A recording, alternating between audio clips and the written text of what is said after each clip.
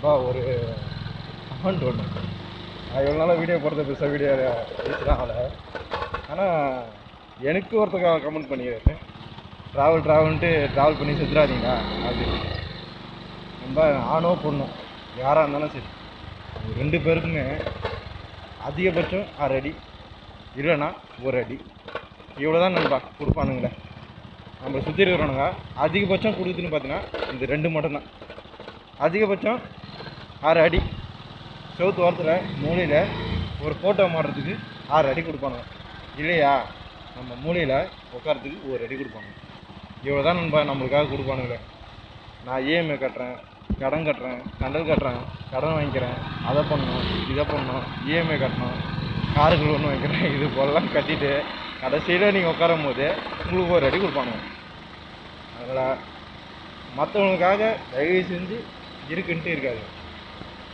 Travel பண்ண சொன்னது உண்மை தான்.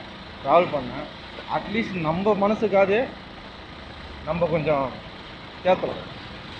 ஏதோ ஓரளவுக்கு நம்ம மனசில் ஈரன்ட்டு கொஞ்சம் இருக்கணும் அப்படின்னா அது கம்பல்சரி ட்ராவல் இருந்தால் மட்டும்தான் இருக்க முடியுமே தவிர்த்து மற்ற எதனாலையுமே அந்த காயத்தை நம்மளால் ஆற்றவே முடியாது. ட்ராவலால் மட்டும்தான் அந்த காயத்தை ஆற்ற முடியும்.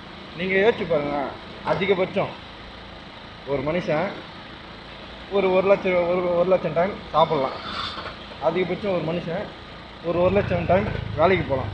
அதிகபட்சம் ஒரு மனுஷன் 1 லட்சம் டைம் கோர்ட்டுக்கோ இல்லை போலீஸ் ஸ்டேஷனுக்கோ இல்லை ஏதோ ஒரு விஷயத்துக்கோ நம்ம போகலாம். ஆனால் ஒரு முறை மட்டும்தான் பிறக்க போகிறோம்.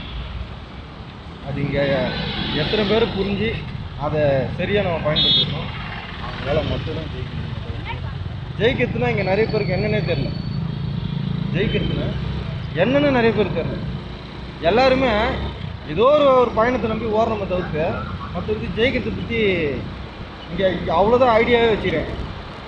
ஜெயிக்கிறதுன்றது நம்மளோட நம்ம போராடுறது தான் ஜெயிக்கிறது.